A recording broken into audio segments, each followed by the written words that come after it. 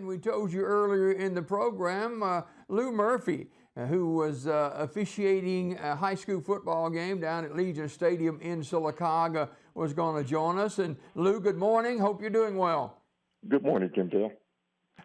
You, among officiating crew, was at Legion Stadium in Sylacauga, everything going well, and then all of a sudden, tragedy struck. Tell us a little bit, walk us through about what you saw and how you reacted. Okay, yes, sir.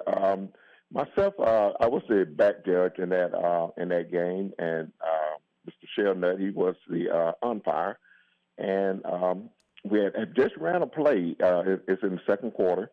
Just ran a play, and Mr. Shelnutt got the ball to place it down, and he stepped back, and I thought he tripped over one of the kids' foot. But apparently when he fell, I just kind of like waited a second. I'm like, okay, that's a different ball. So I run up to him. By that time, me and Coach Crawford, we had we got there and we was looking at Coach Crawford. He, after looking at him, we like, oh yeah, that's a cardiac arrest. So I have CPR training. So I just went into action and started doing compressions. And I knew the Sylacauga ambulance was there, and but I just wanted to make sure we have time, because in a situation like that, time is most important. And I just wanted to start the compressions and get, Sylacauga ambulance service time to get there, then they can take over. You had never had to use CPR, but although you were trained for it with your job, correct? Correct. Yeah, never had to use it. They've been certified a little bit over 30 years now. I guess we have to get certified at Walmart as a manager team.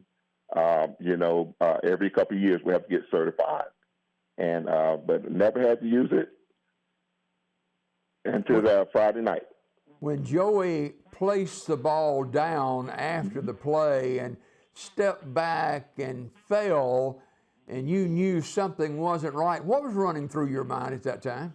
Well, as officials, we sometimes clumsy out there, so we do fall just like the kids, but that was a different fall.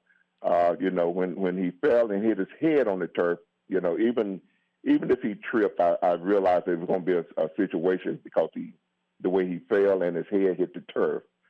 So I did want to get there just to make sure that he wasn't like unconscious or anything like that.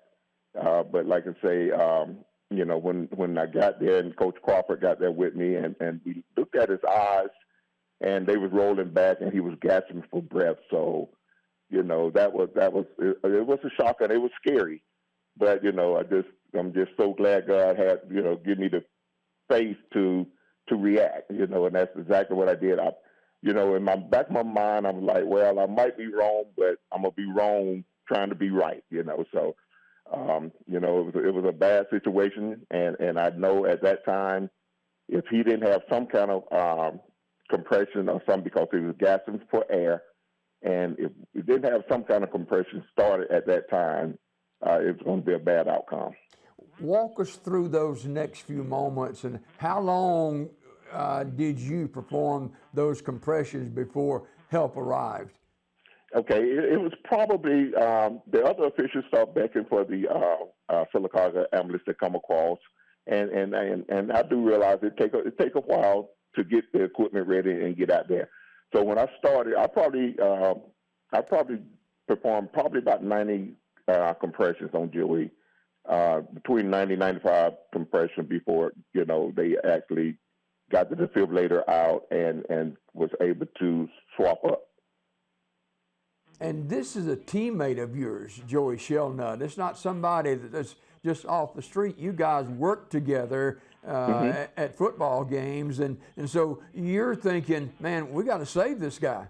Yes, Walmart said, I knew Joey from Walmart. He was a vendor of ours. Also, Joey, real good guy in the community, coached at Sylacauga when my kids come through. So we have always been, real good friends. His mom and dad, love them to death. They just like, you know,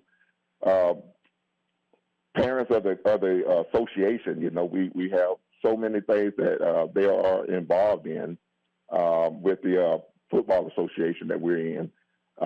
You know, and Joey always been a good person, and something that was funny. Me and him was walking out the dressing room, and he was like, "Murph, check my collar." I said, "Man, you look good," you know, and I just checked the collar. You know, it's just an official thing. We want to make sure we look good when we out there also.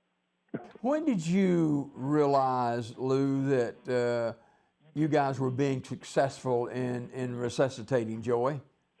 Well, the first couple pumps, you know, it was, and I, you know, I like people to understand, the first pump is going to hurt because, you know, you can actually break the sternum or whatever it's called, how deep you go into the chest.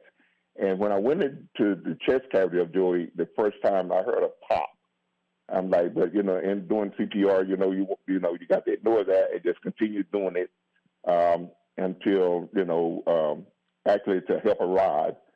But I think, you know, when he was stopped gasping and he started breathing again, and then he went out again.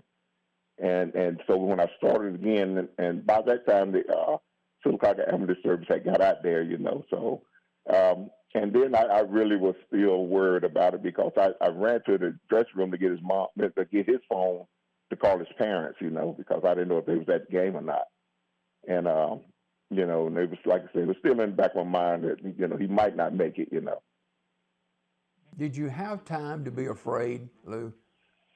Well, to be honest, I didn't at that moment, but after I, you know, calmed back down and got up and looked at the whole situation, yeah, you know, I'm human too, and I actually, you know, have went through that situation, you know, before I had open heart surgery back in 2015,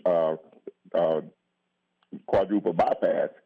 And, you know, it's a scary sight. Plus, you know, for your family, it's scary. So have you talked to Joey Shelnutt since that incident? I have.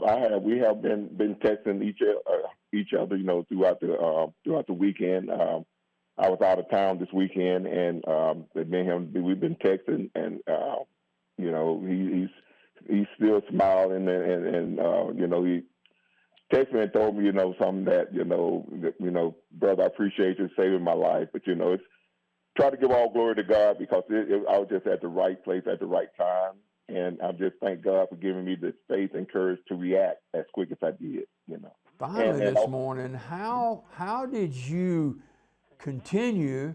You got more football to officiate after that incident. Yes, and that was key. We got a professional team at East Central Alabama football. Our association is you know, the type of guys that I know we realize that Friday nights we have to go out there and you know, for the safety of the kids. But when one of your teammates go down, you know, we're more like a fraternity, a football fraternity, you know, and you know, one of your guys go down and, you know, you really, it really sinks in, you know. Before we let you go this morning, Lew, thank you so much for taking the time to be with us this morning. And so after all of this took place and the game was over and you were able to kind of self-reflect a little bit, what would you tell other people about the importance of being experienced in CPR? Yeah, I would say, you know, it's something that we take, you know, we don't realize that it's how important it is until you need it. You know, as many times I told my manager team at Walmart, you know, man, we got to go get certified for what, you know, and all this. But when you realize it, that you never know what's going to happen and when it's going to happen. And like I said, I just thank God and I thank Walmart for just giving me that opportunity to train and have that, you know, check mark in my list of things that I do, you know. But it is a scary sight, and you can't be afraid to jump in, you know. And like I said, if it weren't for Mr. Crawford, and myself at that time, you know, and we both agreed, hey, it's cardiac arrest. And I know that I had the experience to do that, you know, and it's just having to do compressions, you know, at that time. You know, we got time to do, you know, mouth to mouth and all that, but let's get some compressions in right now and stay calm and let Sylacauga Fire Department and ambulance service do their job. Well, Lew, thanks for being with us this morning, and Godspeed the rest of the time. And hey, I know it feels good this morning, and we salute you and all of those others who had a part in saving Joey Shelnutt's life. And Lew Murphy, our guest this morning. Lew, have a great day. God bless. Thank you, Jimmy Dale.